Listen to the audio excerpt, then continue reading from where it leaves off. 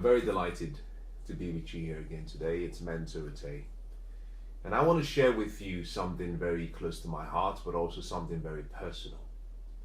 Now, what I share with you may not really resonate with you depending on where you find yourself.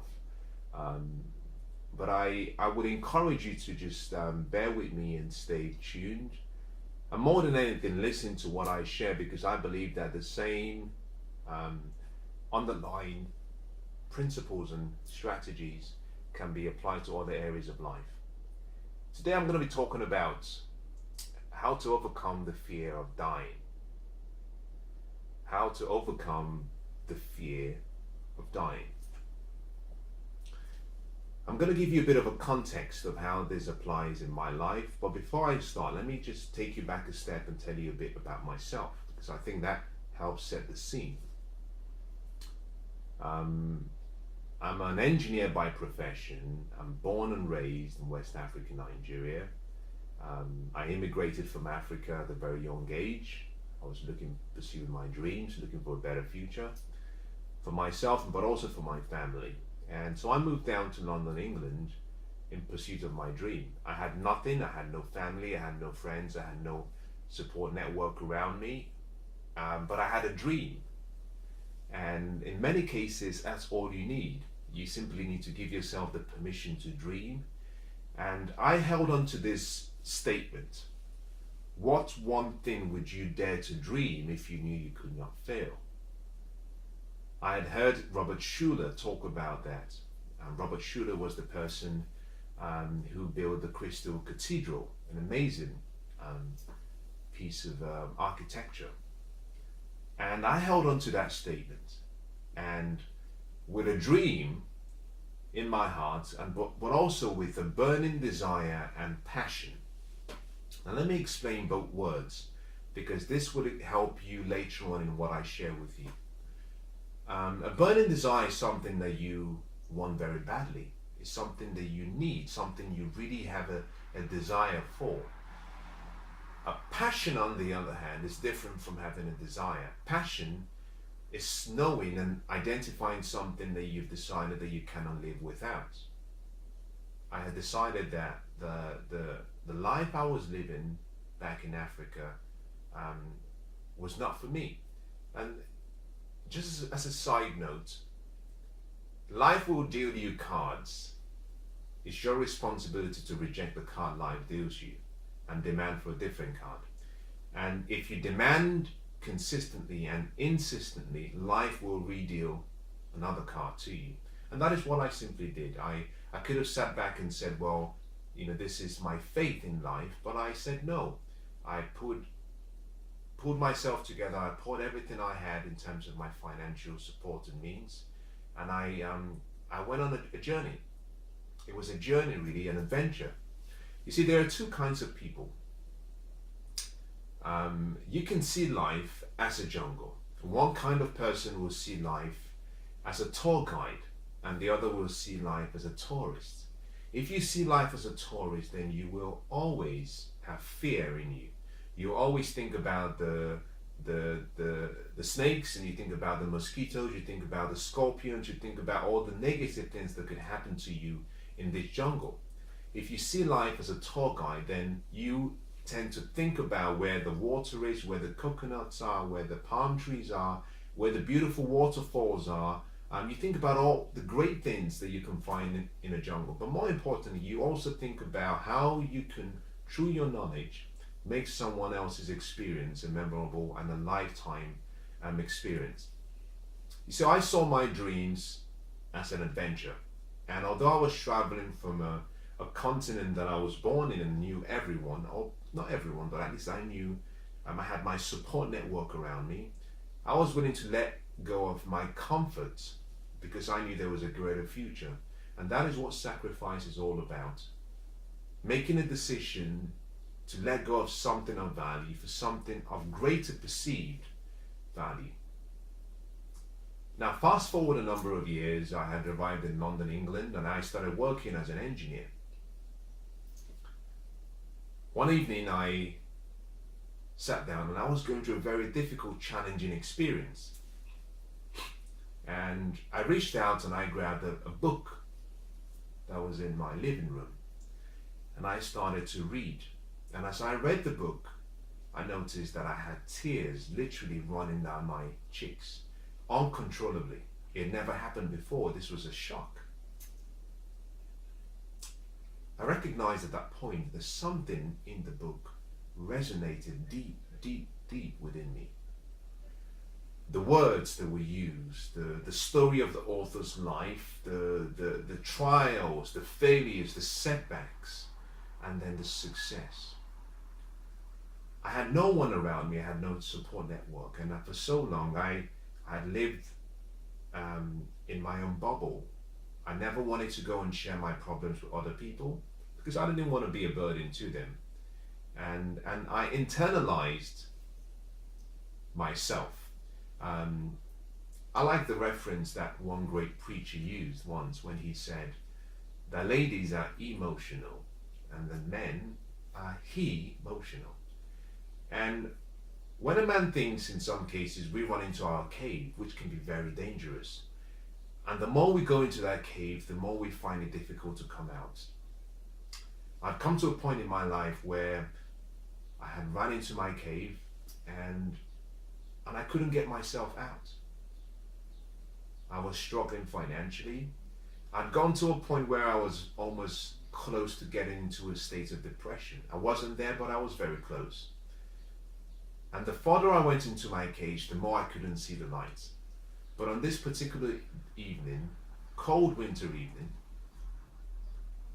I read something, and that erupted an emotion in me. And this emotion led me to shed some tears.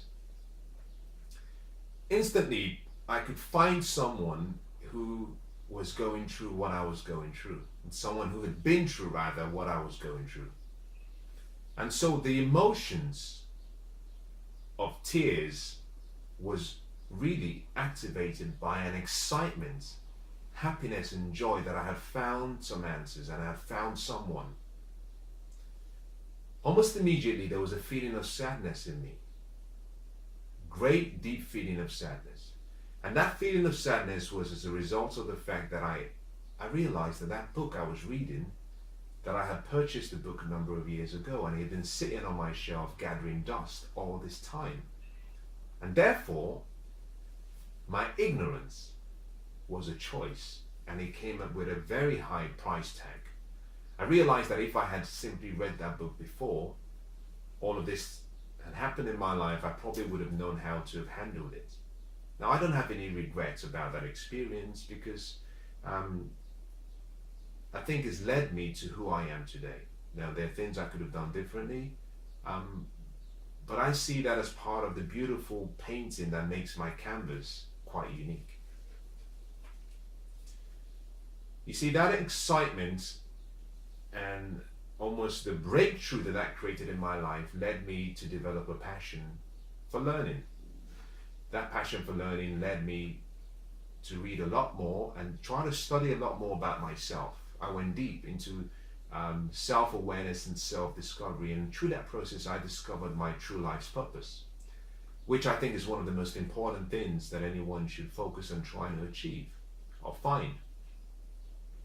The question, who am I, is something that has always been on the minds of the theologians and the scientists and the philosophies. It's the one area where they all come together and say that it's important to know who you are.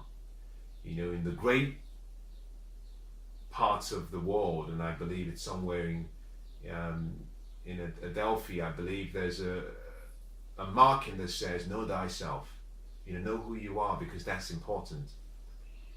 And through the discovery of my purpose, I was able to start to build a life that was consistent with who I should have been from the start. Discovering my purpose led me to understand that engineering was not my true life's purpose. I loved it, it was my first love. But as soon as I discovered my purpose, I found that my love for engineering died. And this happened at a time when I had started to build for myself a pathway towards financial freedom. And I had gotten to a point where I was financially free and I didn't have to work for necessity. I could now work for joy. So I had a choice. I decided to retire from engineering and pursue my purpose and my passion, and continue to increase my wealth through multiple sources of income.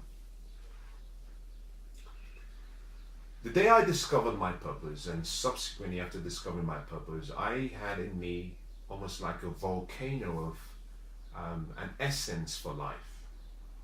You see, when you start living your life through purpose, you don't have a fear of death. Now, this will surprise you because what I talked about at the start was how to overcome the fear of death. You see, before I discovered my life's purpose, I always used to be worried about, okay, what if my time is up? When I discovered my life's purpose, that fear went away because I felt for the first time that I was doing what I was born to do. As a matter of fact, when I started my life's purpose for the first year, there was a passion and a deep conviction in me. I remember writing my first book, The Best Chance. I remember writing the book, and I knew in my heart that there was nothing.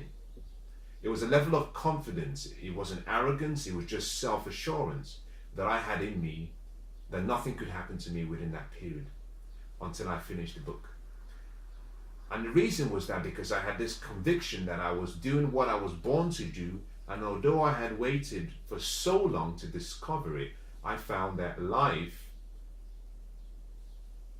had come together to support me in making that book, making my mission become a reality.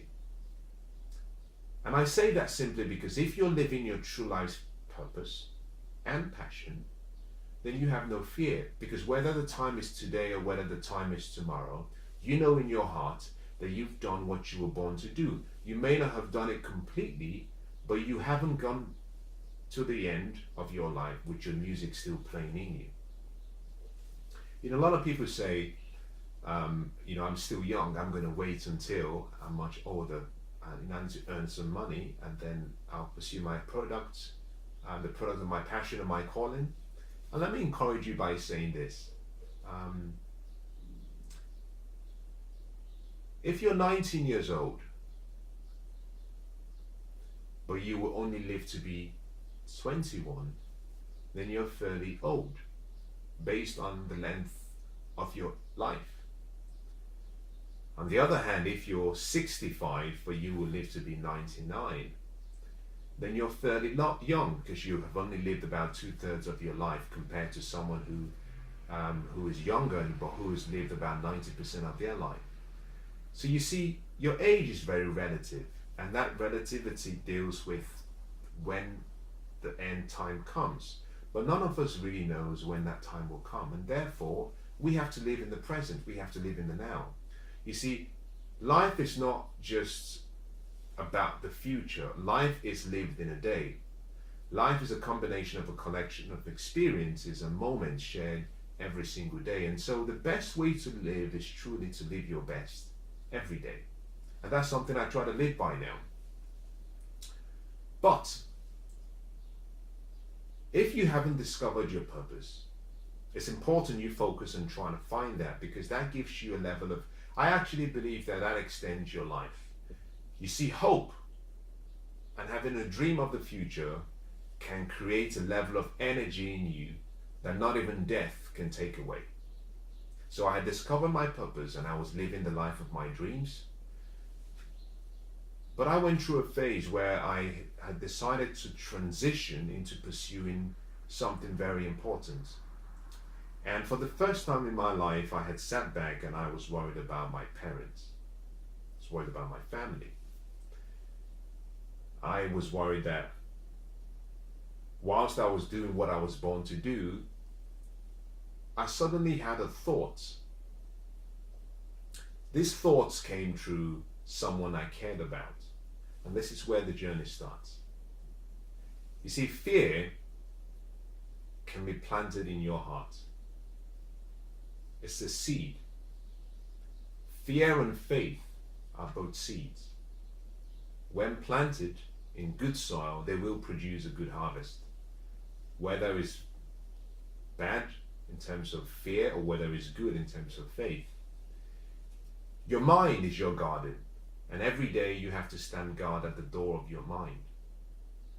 And part of the reason you stand guard at the door of your mind is simply because if you do not protect your mind, someone else will plant seeds in your mind, and those seeds will grow with the flowers you planted.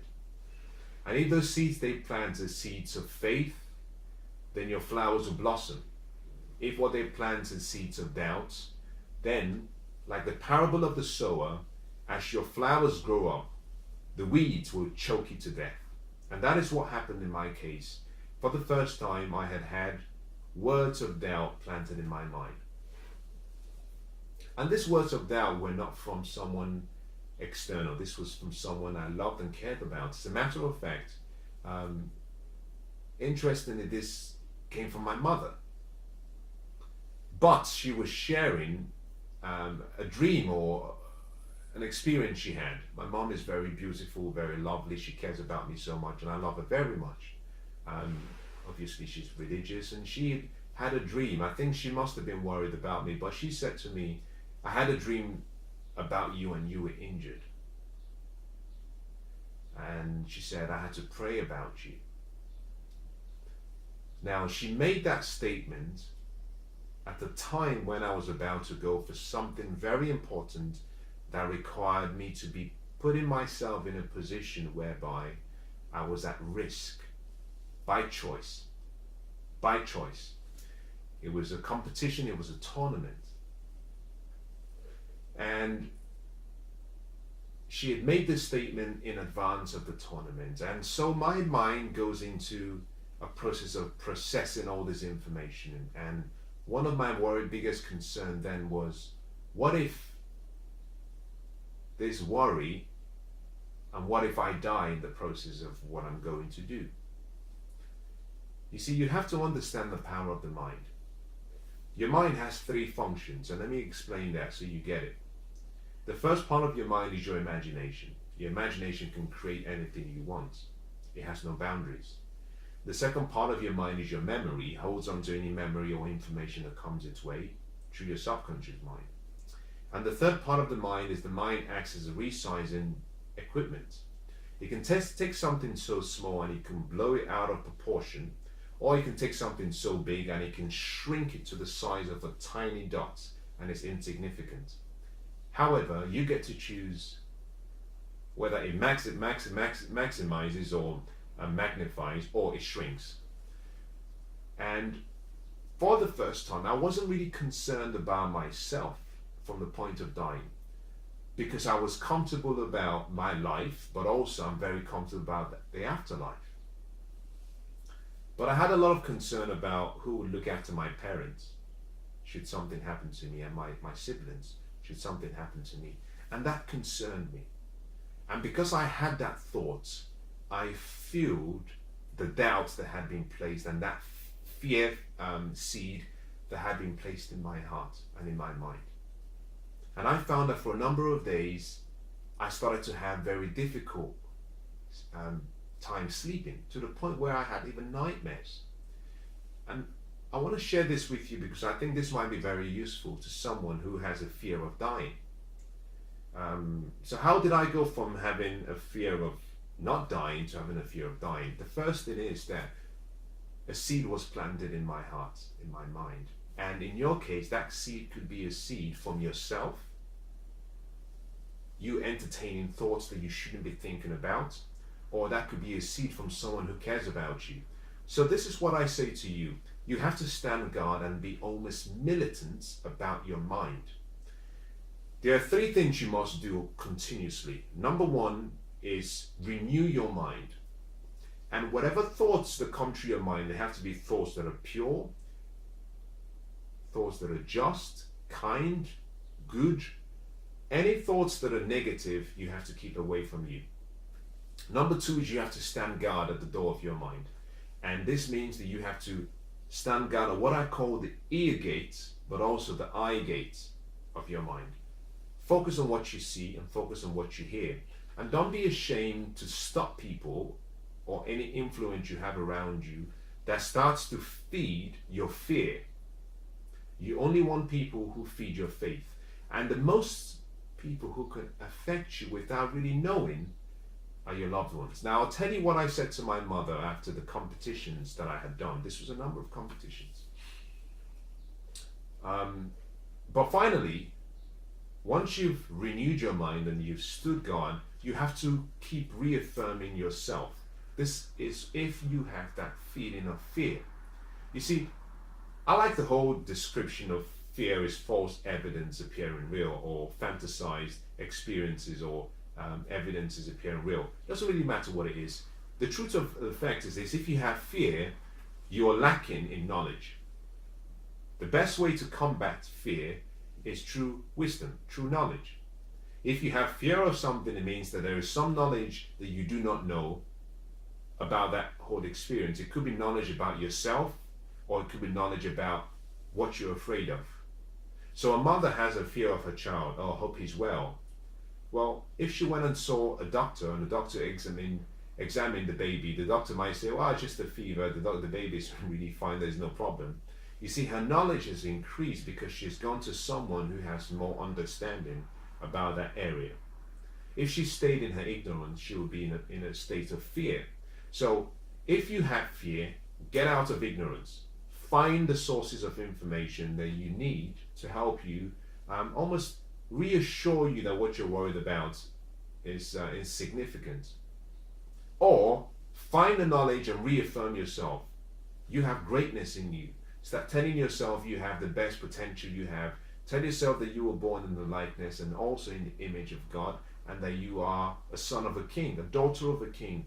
The more you reaffirm yourself, the more you start to believe in yourself, because whenever you have fear, fear starts to cover the self-image and self-portrait you have about yourself. And that is one thing you must protect with everything you have. You must protect and guard your self-image, your self-identity. Very important. So I started to feel all these nightmares in the middle of the night. Again, like I said, I wasn't too worried about myself, because if you're dead, you're dead. There's nothing to be worried about. I was comfortable about what was going to happen to me after this life. I was happy in this life I was in, but I was worried that as the first son, having lost a brother, I was worried that who was going to look after my parents? And who was going to look after my siblings?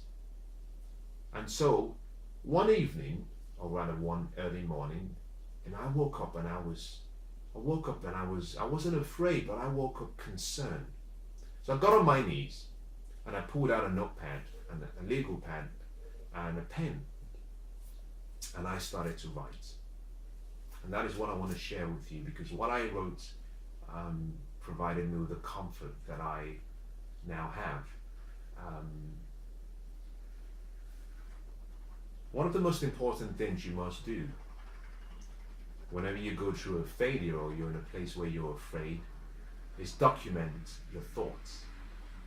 Write it down. You see, your mind is for creativity, not for storage.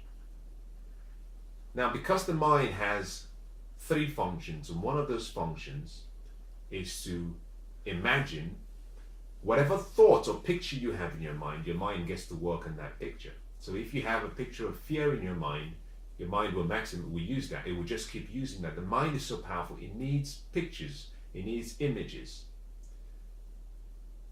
Your memory also is something that you refer back to. But more importantly, your mind will maximize whatever picture you put in it. So one of the things you have to do is document. You want to get all those thoughts and fears on paper. Your mind is not a filing cabinet. Don't use it for one. Get it out of your mind so that you can use your mind for creativity, to find solutions. When you've captured it in writing, put that in a location where you can see it. So allow yourself the permission to worry, but choose when you worry. If you're worrying before you go to bed, you've got it made. You've got it so made, because then it means you can't sleep well. If you're worried before you go to work, the same thing. You have to be careful. You be the one who gets to select when you worry. And you can do that simply by saying, oh, the thought has come back to my mind, but I'm going to worry for 5 or 10 minutes between 4 p.m. and maybe 5:30, and you can choose that strategically, maybe at the time just before you go, maybe for an exercise or for a run, or before you go into having your meditation or yoga. But you can choose, and you can have it such that it occurs almost at the time when you're going in to share an experience alone or with people that will elevate your morale and elevate your inspiration, elevate your hope. But you can choose when you worry. So the first thing you have to do is document it and schedule times when you worry. Now, most people say, well, whenever you have fear, just dismiss it. I don't recommend that approach. I believe that if there is a fear in you, you should explore it. I'd say get leverage on it. And the best way I did mine was simply to say, let's assume that it's correct. Let's assume. What am I afraid of? And what would I want to have done before it happens? Because if death is going to happen, singing and crying about it doesn't change anything. The question is, what are you going to do about it? And the best way is to get leverage on it. So I sat down, I went on my knees, like I said, and I started writing. And one of the things I wrote down was, most people never get to say their last words to the ones they love and care about. So the first thing I wrote down was I had to make some videos. Videos for my mom, videos for my dad, videos for my siblings, videos for some friends, just to say how much I loved and I cared for them. And if they saw the video, then it was me saying goodbye. And I didn't want them to cry over me because I knew where I was going after this life, and I was happy. But more importantly, I left instructions on how I wanted whatever I had left for them to be used. That's the first. Videos for my loved ones, just words of saying goodbye. The second was, I said, okay, the next and the most important thing is the financially intelligent thing to do is how you protect your assets. Now, if I was worried about my parents and who would look after them and who would provide for them, then it was important that I started to put together a strategy and a plan for them to be cared for in my absence. And that was protection. So I said, fine, I have to get my will updated. I have to do a will.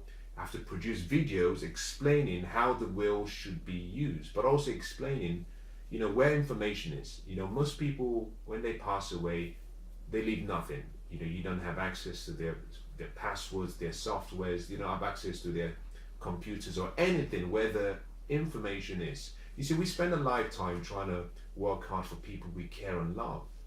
In many cases, we don't even get to give them what we worked so hard for them before we go away. So I sat down and I said, okay, I'm going to put a list together of everything that I own. I prepared my list for my will. I prepared my list for all of where my login details were, everything. I prepared such a detailed list that I was saying, if this something happened to me, within a few minutes, there was a very laid out plan of where information could be found, who to go to, because I wanted to make their lives easy, even in my absence. And I found as soon as I started documenting all of this, the burden started to go away. Then I went down to the next of saying, okay, well, what else would I want to do between now and then? I said, okay, there are a few things I'm doing. I'm writing a book. I want to finish the book very quickly. I went through various things in my life and said, okay, well, let's stop pushing away the inevitable, because we don't even know whether the fear is here or the fear is not here. Why don't we plan? Why wait? Why don't we plan for the unexpected? And that is what I want to share with you. You see, if you have a fear of dying, you can do something similar to what I've done. You can sit down and you can start to pull together some information for your loved ones. You can pull together perhaps some financial support, whether that is in a will. And understand this, a will is affordable. A typical will cost you about £200 to £250.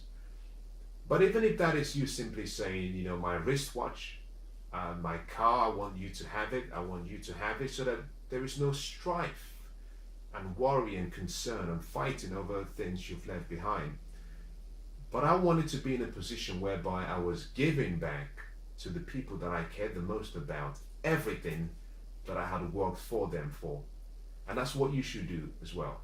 So Let me summarize, and I'm sorry I've gone on for much longer than I thought I should. I would simply summarize by saying this. When your fear comes, don't take counsel of your fear. When the fear comes, get leverage, get understanding, get knowledge. Affirm yourself and find other places externally or people externally where you can be affirmed. If you need help, for example, if you have fear about a particular thing in your life, go for a checkup. Have someone professional look you up and say, okay, well, there is nothing or there is something. But it's an opportunity for you to take action.